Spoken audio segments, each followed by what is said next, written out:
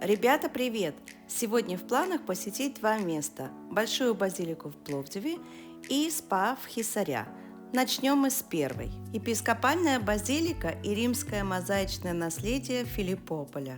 Филиппополь – одно из древних названий сегодняшнего Пловдива, которое было самым распространенным на протяжении веков. Филиппополис – город с 8000-летней историей. Епископская базилика Филиппополя, крупнейший раннехристианский храм, обнаруженный в Болгарии, является важной частью национального и мирового исторического богатства. Мозаики базилики из Филиппополя датированы IV и VI веках, выполнены в стиле Восточной Римской империи. Однако они все имеют уникальные особенности. Мозаики первого слоя базилики – это IV век. Они геометричны, монохромны и изображают большие геометрические мотивы бегущей волны.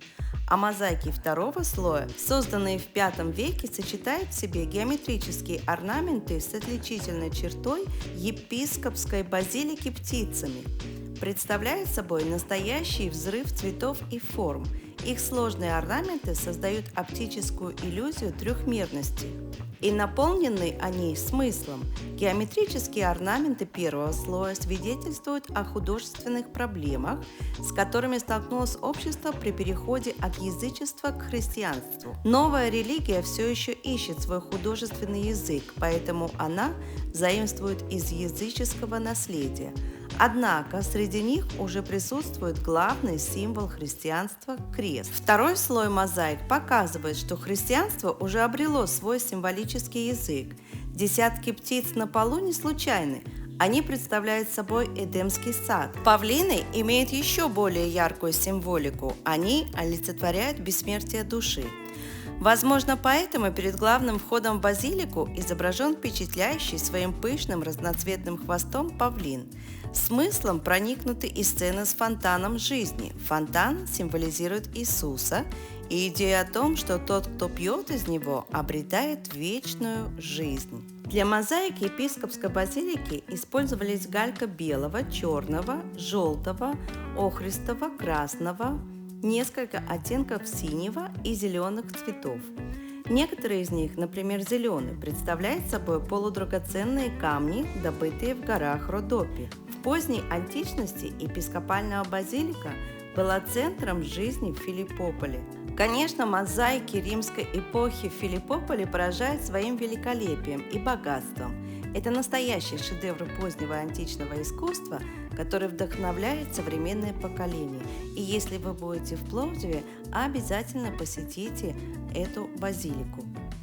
Ну а мы уже подъехали к городу Хисаря, который находится в 174 километрах от Софьи и около 40 километров от Пловдива. Муниципалитет Хисаря расположен в Верхнефракийской низменности на южных склонах Средней горы. Средняя высота района составляет 300 метров над уровнем моря. Самые высокие вершины вблизи Хисаря – это село Богдан, 1600 метров, и село Алексица, 1530 метров. Общая площадь муниципалитета Хисаря составляет 549 квадратных километров. Из них 206 квадратных километров составляет лесной фонд и 13 квадратных километров населенное место. Остальная площадь в основном занята сельскохозяйственными угодьями. Муниципалитет Хисаря находится в переходно-континентальной климатической зоне Болгарии, охватывающей Верхнефракийскую низменность, Прибалканские поля, поля долины по среднему течению реки Струма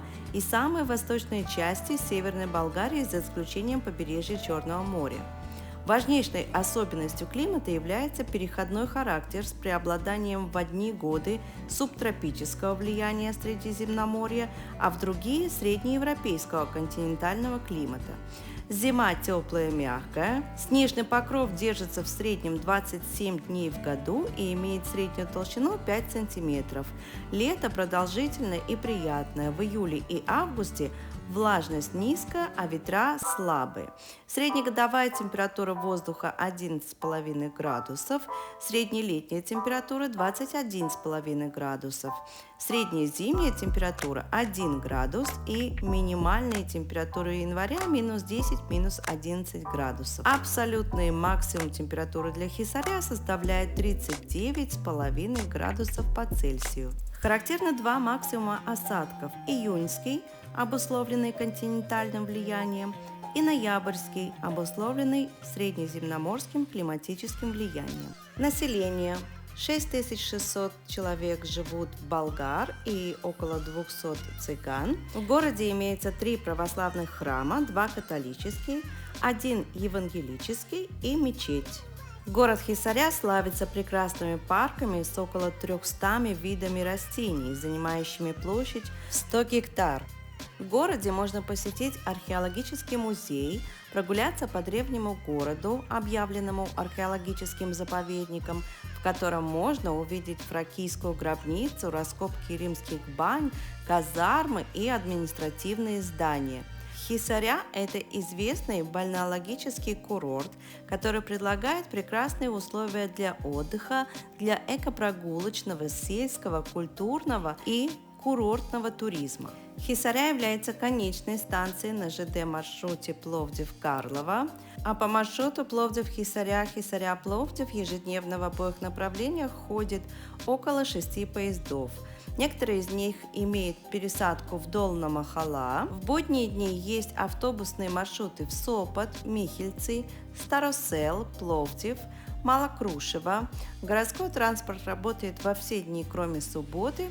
Также в городе имеется такси. Сегодняшний Хисаря возник как небольшой поселок во второй половине 17 века, поднявшись на хорошо сохранившихся руинах древних и средневековых построек.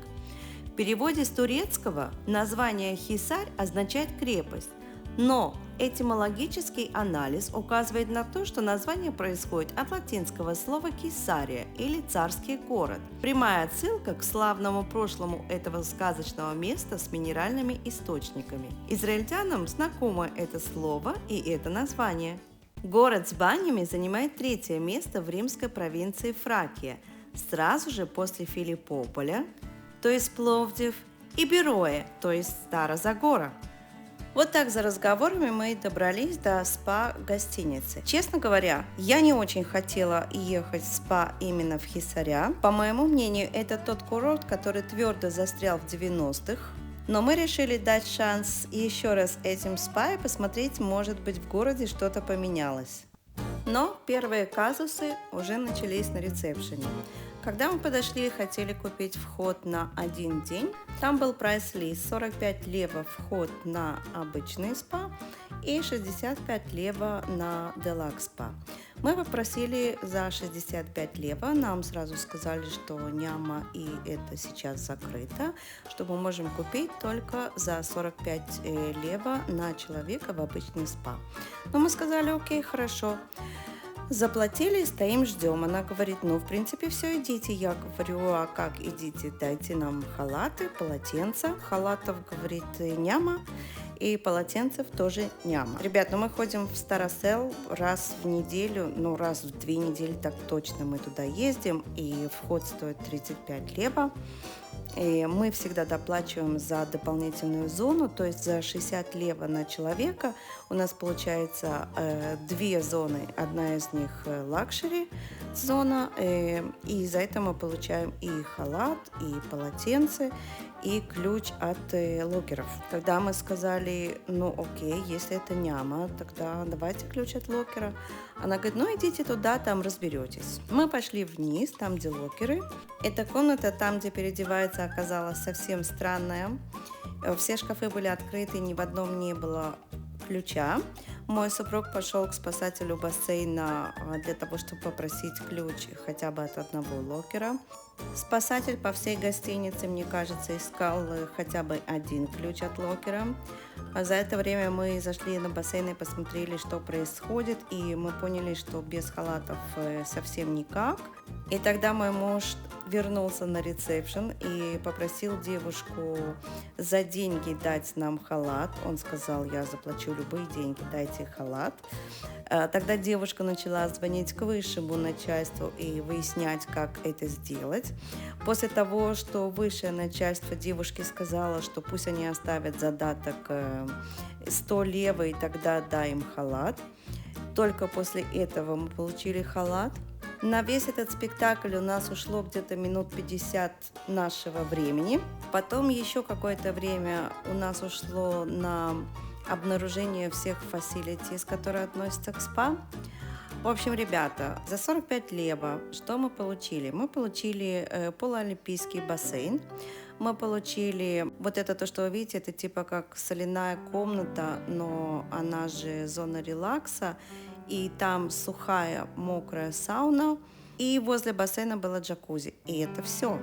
Бар возле бассейна был закрыт, и там продавали одни легкие напитки, ни еды, ни бутербродов, ни салатов, ничего больше не было возможности купить.